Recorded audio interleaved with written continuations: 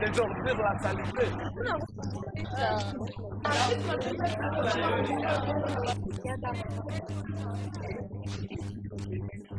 Because viko vya nguvu sana kubatoto atona munisha dawa apata kuta ini semaine 3 jours après una kile kikosi kinajirepete tena mtoto kikosi ndio ba kwa hospital banaleta dawa na munisha kile pendant 7 jours flacon ile naisha.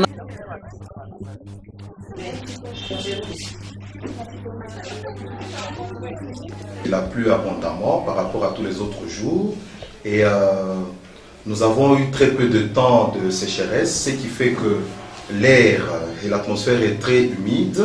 Ça peut favoriser l'éclosion de pathologies respiratoires qui en l'occurrence sont causées par des virus. Aussi quand il fait chaud, quand les enfants transpirent beaucoup, ça peut faire qu'après transpiration, l'enfant, on ne change pas les habits de l'enfant.